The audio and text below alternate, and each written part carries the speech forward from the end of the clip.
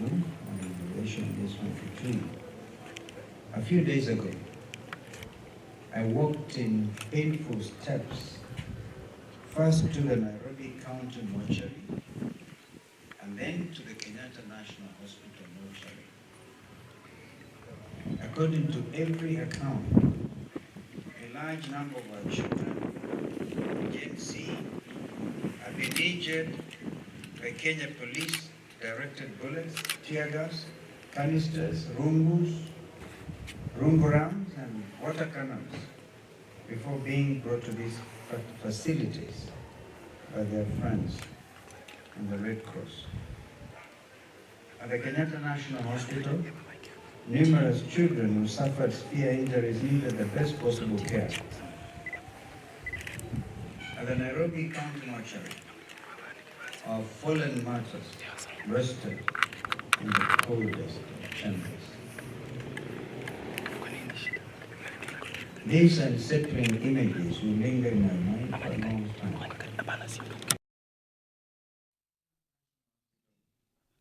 An elderly woman's cries pierced the air just as I began to address the reporter's gathering.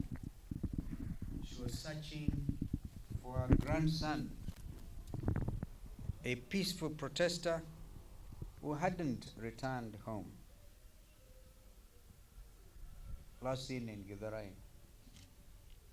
She was searching for any report about his whereabouts. It had been days since she last saw him after he had said he was joining the peaceful protest to hashtag reject the finance bill 2024.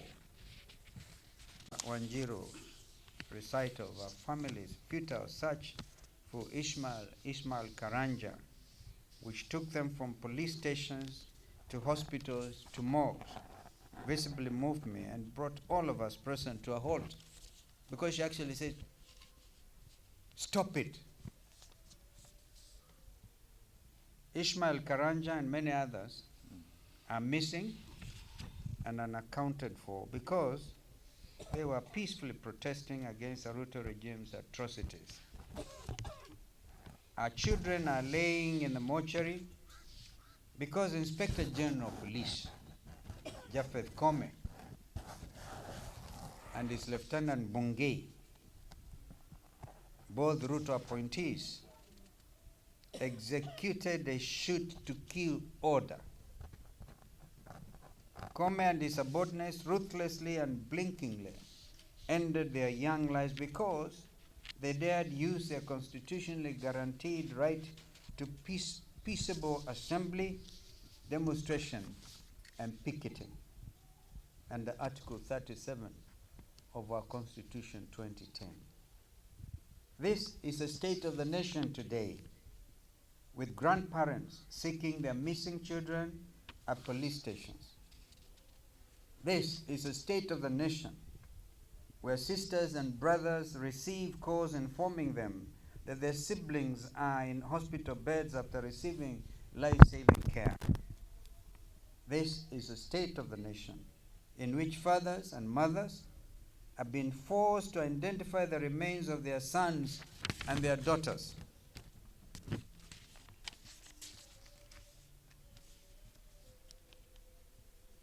This morning, far too many households and villages are either in mourning or in a heightened state of anxiety.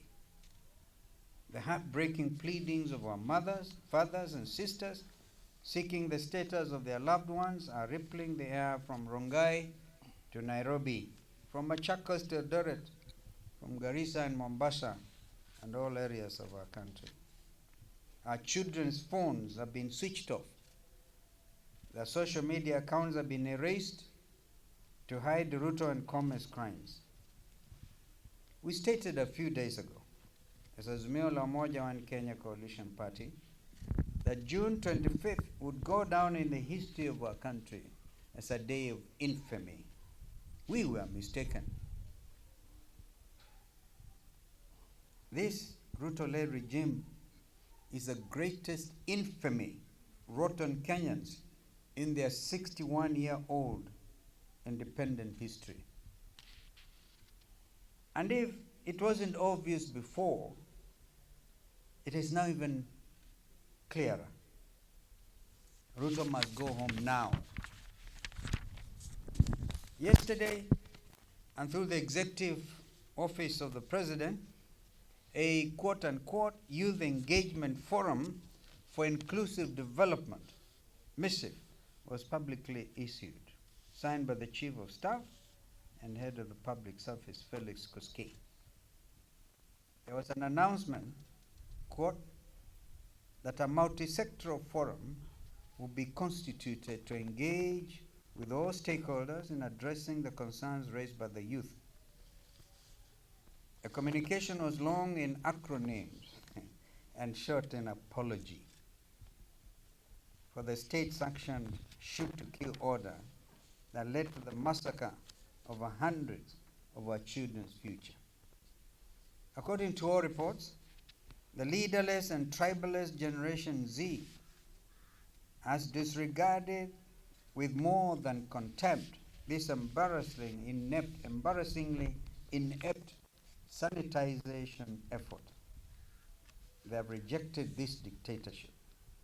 They demand answers today about where their comrades are being detained. They are demanding answers today about where the bodies of the slain heroes have been concealed. They want nothing to do with Ruto. Indeed, as of last midnight, I think last night, Gen Z had raised in excess of 28 million shillings. And they are so transparent about it. They know where to send it, which hospital. An example in open governance and fidelity to accountability. To our tribeless and leaderless Generation Z, who have braved the streets to preserve and defend the Republic from Ruto, know that I have the deepest admiration, and respect for you. Your tipping point may prove to be Kenya's saving grace, securing the next generation and generations to come.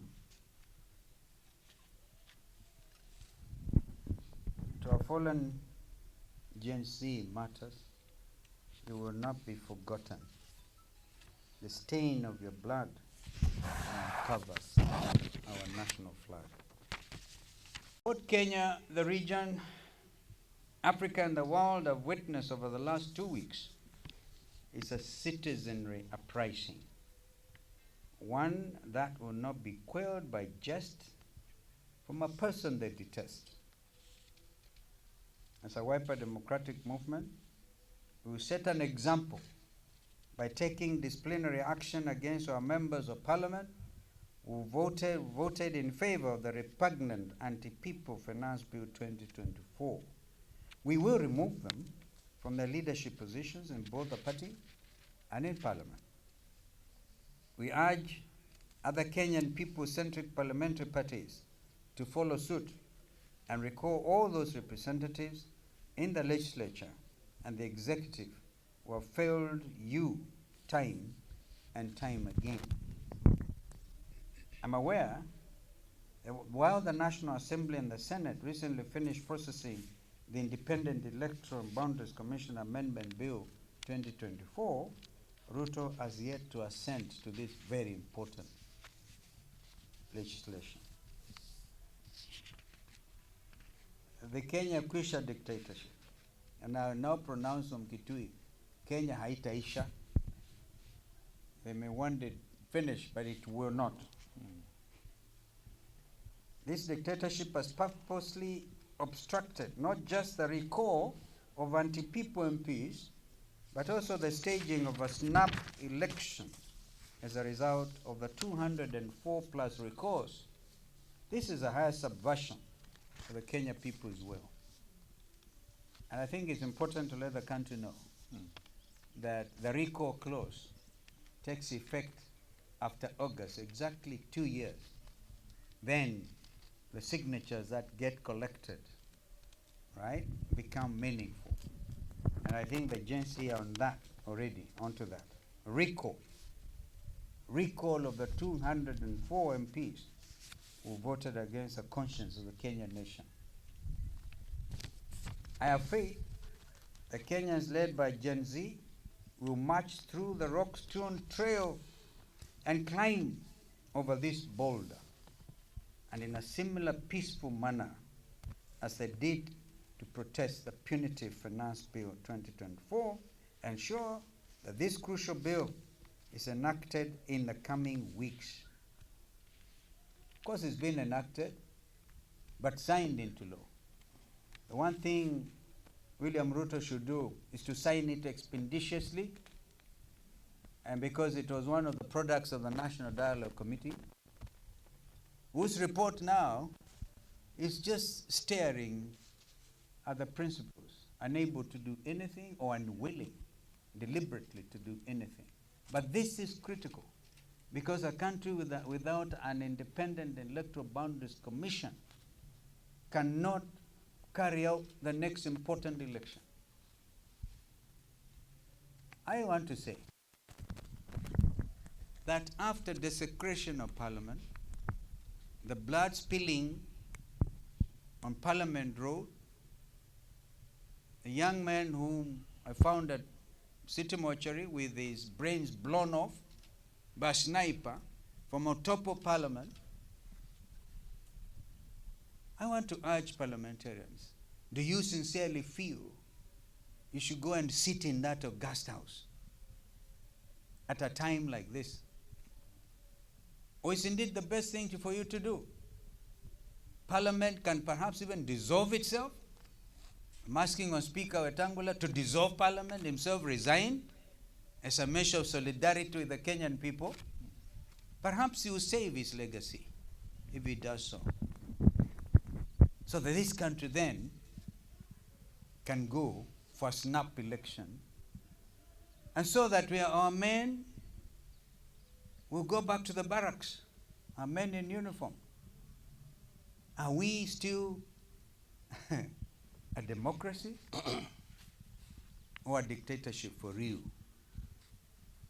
I saw what Duale tried to do, amend what the court had ruled, the court of first instance, that they needed to define the scope of engagement of the military. And then he brought in the 47 counties, for goodness sake. Are we just supposed to just sit and say nothing when we militarize this country? But I thank our military. I saw Wananchi escorting them, clapping for them, because their mandate is not to shoot and kill Kenyans. Their mandate is to kill Kenyan enemies across our common borders. And they know their mandate very well. This country obviously misses General Ogola. I don't think Ogola would have allowed this to happen. No. And I want to urge Karanja, the new CDF, to stand strong and stand with the Kenyan people, recognize their mandate. This is a serious matter what the country is going through. The country is watching. We are pained. This is not what some of us have stood for. Even when we are demonstrating, I nearly got killed myself a year ago when that tear gas canister went through the rear screen, landed between the driver of the quadra and exploded. I still keep that tear gas canister for the record of my grandchildren, to know what it means to fight for your country. Therefore, I call on Kenyan leaders to listen. If you don't listen to Gen Z, then I don't know who else you can listen to. And to attempt to divide them by inviting their leaders. They have said no. As we speak, I don't know who they are. But they are Kenyans in their hundreds of thousands. You can't call that. And so leaders, take note. I think after this Gen Z effort, any leader wanting to seeking elective post, anywhere from MCA to MP to county women rep, madam, you are not in that category, to senator, to member of parliament, and you go, who are the others? To president. To president. Yes. You go out there saying, unless you have billions of shillings, you stand no chance of getting elected. Kenyans are now watching and say, unless it is a calling for you. And I think leadership is a calling, just like those men and women who are served to serve the Lord from their respective areas. Kenyans, the Gen Z are saying, unless you are called to serve, don't bring your corrupted money to bribe us. We know you.